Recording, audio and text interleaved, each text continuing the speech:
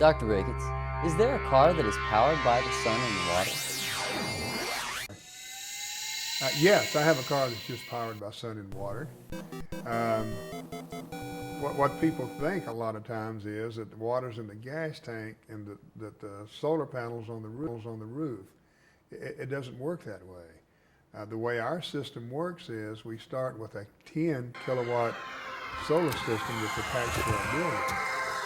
Now, utilizing the TVA Green Power Switch program, Generation Partners, every kilowatt that we produce is metered by a computer and it goes into the grid line.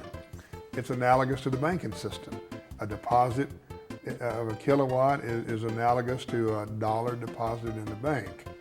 So we have produced 82,500 kilowatts, our deposits. Now, when we say we run our engine off water, we do, but we do through the electrolysis process. We take the water and then the electricity that we have stored in the grid line, then we use to run the electrolysis unit. So we tap water, we deionize it to take the impurities out, such as chlorine or fluoride or whatever it is, before it goes into that halogen proton unit.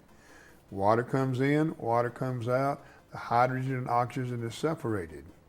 Then we take the hydrogen out at 200 psi's and put it into 500 gallon tanks. Then we compress it from 200 pounds up to 6,000 pounds, and we have our fueling station to fuel our vehicle. So it's kind of analogous to a refinery. A refinery starts with oil, winds up with gas. We start with sun and water, wind up with hydrogen. What drives Middle Tennessee State University to reach green power? About four major repercussions or advantages. One of them is green power. We are actually fueling a vehicle that's completely environmentally clean, where we actually drink water out of the tailpipe, because some research has even shown that the water coming out from the tailpipe emission is cleaner than the water going in. Now, about 5 or 6 of us have drank that water, and none of us have got sick yet, so I guess there's probably something to it. So we've got a vehicle that's absolutely completely clean.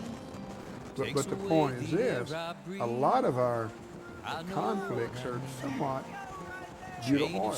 8 cents for what you use, and they're paying you 20 cents for what you produce, and I'm making 12 cents.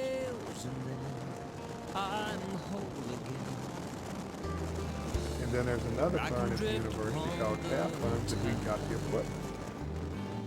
How convenient will this be?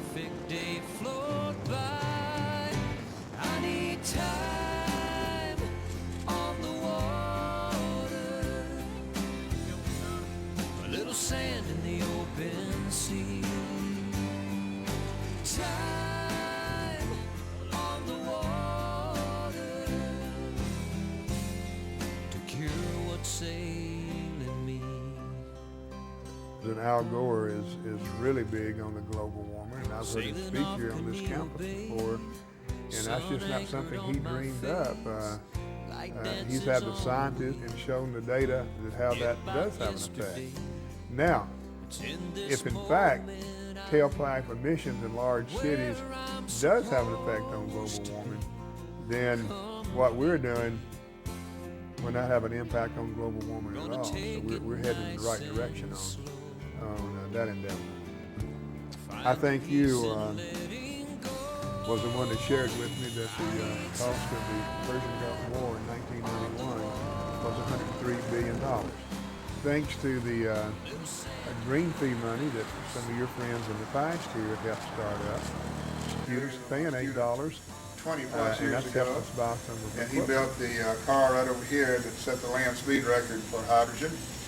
And back here standing up, the giant fella back there filling the tanks, is Mr. Joe Bork, and I keep finding out and learning stuff about Joe.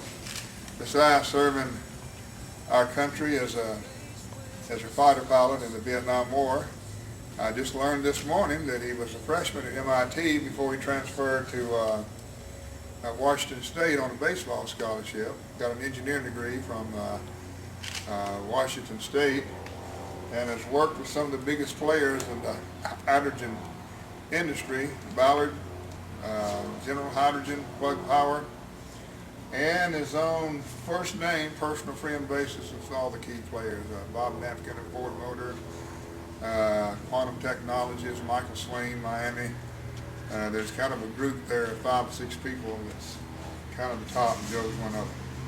So we're filling up here. We learned another term. I'm learning all the time. Just turned 62 last week, but still learning, called the Joule-Thomson effect. If we fill these hydrogen tanks too quick, the tanks will get hot. We will get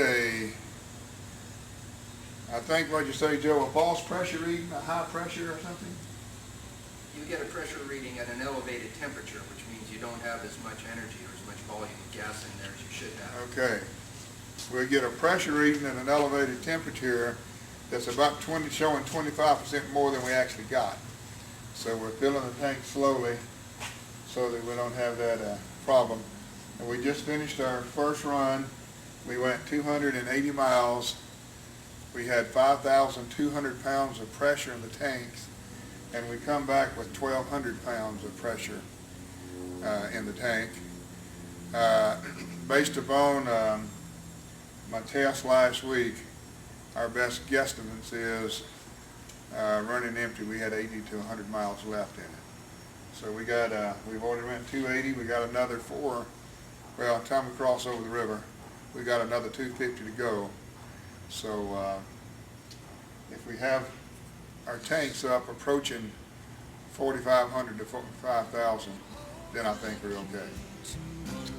That's it for now. I'll be with you later. I am ready. You got the camera? Yeah, boy. I need time on the water,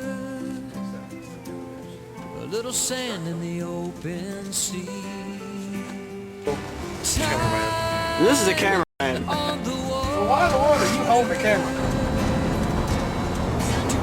what's sailing me. I need time on the How water. convenient will this be? If we took that conflict due to oil and put it toward these units, we did the math in class, that 103 million in Tennessee, we did the math, we could put 100, I think it was 16 of these units that we have here at the university in every county in the state. You could produce your fuel here and you wouldn't have that trade imbalance during the purchase and fuel from another country. Then that's what would. What would you need to go from coast to coast with this sun and water concept?